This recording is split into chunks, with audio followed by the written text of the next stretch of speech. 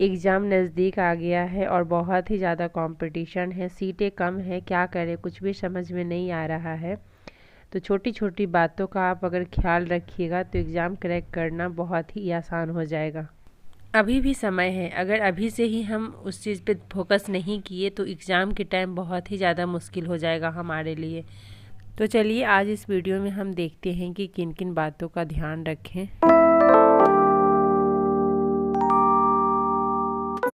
Hey guys, तो कैसे हैं आप सब? आई होप कि आप सब बहुत अच्छे होंगे। आप सभी का स्वागत है मेरे यूट्यूब चैनल वुमेन्स स्ट्रगल में।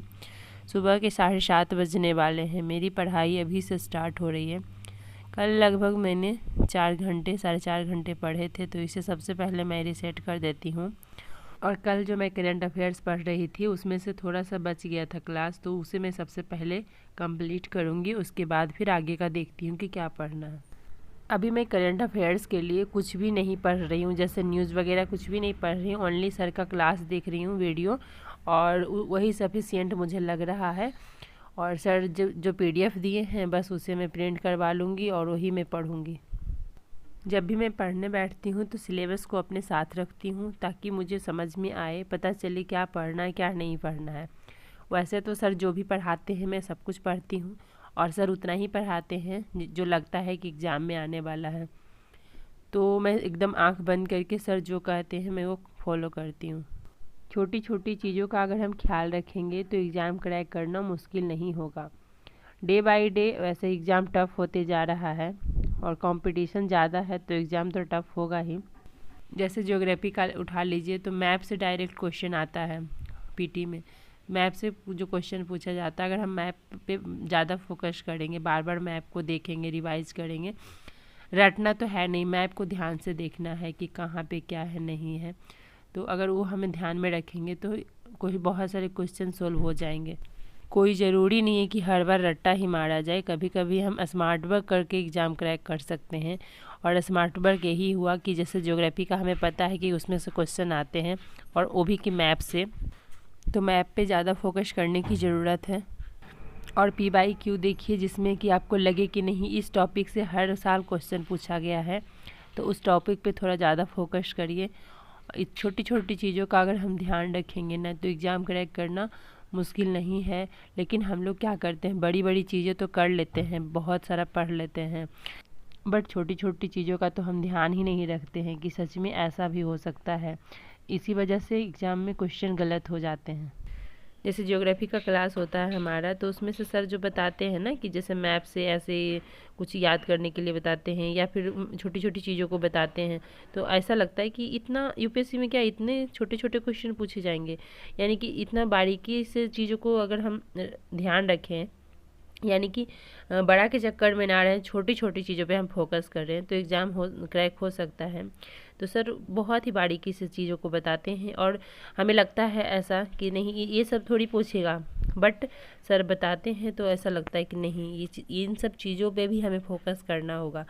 हम क्या करते हैं कि बड़ी एग्ज़ाम है इस वजह से हम सोचते हैं कि नहीं बड़ा बड़ा जो है, जो चीज़ें ज़्यादा मतलब बड़ी है उसे उस पर फोकस करना है, लेकिन ऐसा कुछ नहीं है। छोटी छोटी चीज़ों पे अगर हम फोकस करें, उसी को घुमा करके ऐसा पूछता है ना कि आपसे क्वेश्चन सोल्व नहीं होते हैं, तो हमने क्या करना है कि उस पे फोकस करना है। जैसे मैप है तो उस पर कहाँ से क्या गया है, कितना किलोमीटर है, कौन किस सीमा से लगा है, तो ये सारी चीज़ें अगर हम ध्यान में रखेंगे, मतलब मैप आपको याद, एक टाइम ऐसा था जब सर पढ़ाते थे वर्ल्ड ज्योग्राफी, तो उस टाइम मैं सोती थी तो मेरे मतलब मैं जब आंख बंद करती थी ना तो मेरे माइंड में मैप ही घूमता था, एकदम ऐसे याद हो गया था मुझे।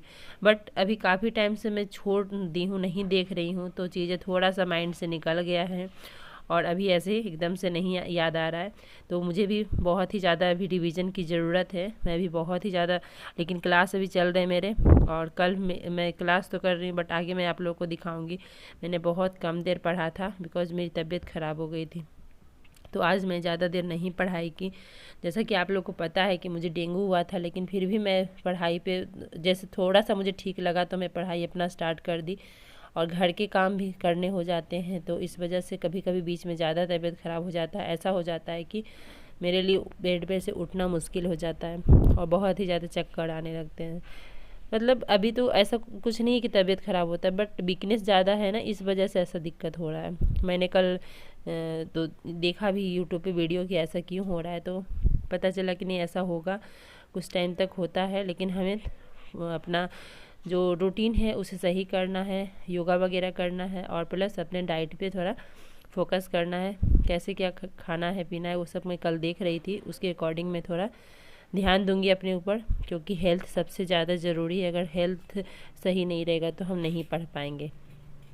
तो अभी मैं वीडियो ओवर वॉइस कर रही हूँ, तो मुझे ऐसा लग रहा है कि क्या करूँ क्या ना करूँ, कुछ समझ में नहीं आ रहा है। ऐसा लगता है ना कि कहाँ मैं फंस गई हूँ। मैं न घर के रही ना घाट की, एग्ज़ाम नज़दीक आ गया है, क्या मुझे हो गया है कुछ समझ नहीं आ रहा है, कैसे मैं इस सिचुएशन से निकलूँ। अगर कुछ भी आप लोग के पास सजेशन होगा तो प्लीज़ मुझे बताइएगा कि क्या डेंगू का ये कब तक चलेगा, वीकनेस और वीकनेस है तो इस वजह से देखिए घर के काम तो थोड़ा बहुत करने ही पड़ेंगे, बच्चे हैं हस्बैंड है कितना वो लोग करेंगे, और उसके बाद फिर मैं अपना स्टडी भी सोचती हूँ कि चलो कंटिन्यू करूँ। तो इन सब चक्रों में फिर अपने हेल्थ पे ध्यान नहीं दे पाते हैं और फिर दिक्कत होने लगता है, फिर 1-2 दिन ध्यान देते हैं फिर ऐसा ही हो रहा है। तो क्या करना चाहिए, मुझे फुल्ली रेस्ट करना चाहिए या क्या करना चाहिए, प्लीज़ आप लोग सजेस्ट करिए मुझे। और मैं एक ऐसी लड़की हूँ ना कि मुझे बहुत ही ज़्यादा प्रॉब्लम होती है तभी मैं बिस्तर पे लेटी रहती हूँ, अदरवाइज़ मैं अगर थोड़ा सा भी मैं ठीक लगती हूँ तो मैं चलने लगती हूँ, अपना काम पे फोकस करती हूँ। और मुझे ना ये है कि बस मेरा काम होना चाहिए, मतलब जैसे यूट्यूब है तो यूट्यूब पे वीडियो बस जाना चाहिए, पढ़ाई है तो बस पढ़ाई होना चाहिए, और भी जो काम है वो होना चाहिए। मतलब ये है मेरा, ऐसा नहीं मुझे लगता है कि नहीं मैं रेस्ट करूँ, मुझे रेस्ट नाम से ही पता नहीं क्यों नफ़रत है। लेकिन जब ज़्यादा प्रॉब्लम होने लगती है तो रेस्ट करना ज़रूरी हो जाता है। जैसे आजकल क्या होता है कि मैं थोड़ा देर भी चल लेती हूँ, काम कर लेती हूँ, तो मेरे पैरों में इतना पेन होने लगता है, इतना ज़्यादा कि मैं पूरी रात नहीं सो पाती हूँ। अगर मेरे पास भी ऐसा कोई काम नहीं रहता, जैसे ना स्टडी करने का रहता, ना वीडियो बनाने का, ना और भी जिम्मेदारी रहती, तो शायद मैं भी रेस्ट कर सकती थी। बट मुझे बैठे हुए मन नहीं लगता है, मुझे ऐसा लगता है कि कुछ ना कुछ जीवन में करते रहो, जीवन मिला है तो क्या बैठ करके गुजारना। तो मेरा बहुत ही मतलब ऐसा थिंकिंग है कि मैं अपने काम की वजह से मैं सोती भी नहीं हूँ अच्छे से।